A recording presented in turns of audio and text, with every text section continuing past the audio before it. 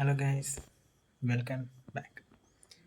So നമ്മൾ നോക്കാൻ പോകുന്ന സിനിമ എന്ന് പറയുന്നത് ഡെൻസൽ വാഷിങ്ടൺ നായകനായിട്ട് വന്നിട്ടുള്ള ഒരു മിസ്റ്ററി ആൻഡ് ഒരു പോസ്റ്റ് അപ്പോക്കലിപ്റ്റിക് ജേണലിൽ വരുന്ന ഒരു മൂവിയാണ്.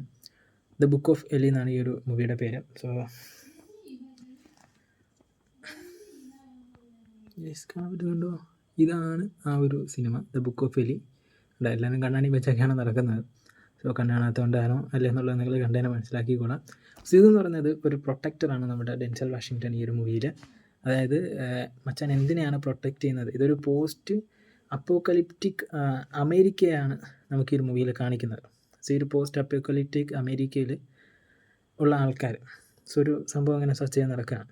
സോ അത് അവർക്ക് വേണ്ടപ്പെട്ടൊരു കാര്യമാണ്. സോ അവരുടെ കയ്യിൽ കിട്ടിക്കഴിഞ്ഞാൽ മൊത്തത്തിൽ കുളമാവും, കാര്യങ്ങളൊക്കെ കുളമാവും. സോ അത് കുളമാവാതിരിക്കാൻ വേണ്ടിയിട്ട്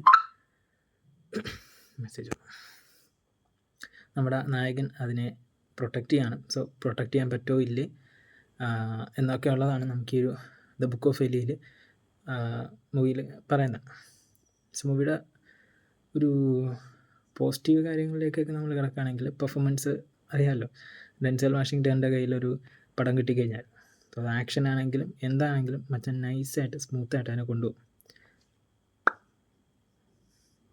അപ്പോൾ അതുപോലെ തന്നെയാണ് പെർഫോമൻസ് ലെവലിൽ എല്ലാവരും നല്ലപോലെ പെർഫോം ചെയ്തിട്ടുണ്ട്. ആൻഡ് എസ്പെഷ്യലി ഇതൊരു വാർണർ ബ്രോസ് പിക്ചർ മൂവിയോടെയാണ്. പണ്ടൊക്കെ ഞാൻ ഭയങ്കര സംഭവമായിട്ട് കണ്ടിട്ടുള്ള ഒരു പരിപാടിയാണ് ഈ Warner Bros pictures. Currently first ആയിക്കൊണ്ടിരിക്കുകയാണ്.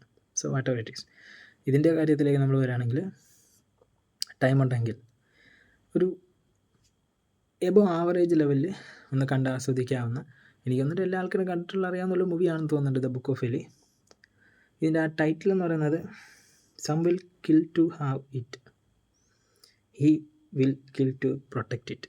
സോ അതിൻ്റെയാണ് സംഭവം. ആൻഡ് അതിനാണ് സംഭവം. സോ ഇത് തന്നെ കാണാവുന്ന നല്ലൊരു പടമാണ്. കണ്ടവരാണെങ്കിൽ നിങ്ങളുടെ ഒപ്പീനിയൻ കമൻറ്റിൽ ലീവ് ചെയ്യുക. കാണാത്തവരാണെങ്കിൽ ഒന്ന് സ്മൂത്തായിട്ടിരുന്ന് കൊള്ളാം, നല്ല ക്വാളിറ്റി ഉള്ളൊരു പടം കാണണമെന്നുണ്ടെങ്കിൽ, കുറച്ച് ആക്ഷൻ ഉള്ളൊരു പടം കാണണമെന്നുണ്ടെങ്കിൽ just go and watch it out guys.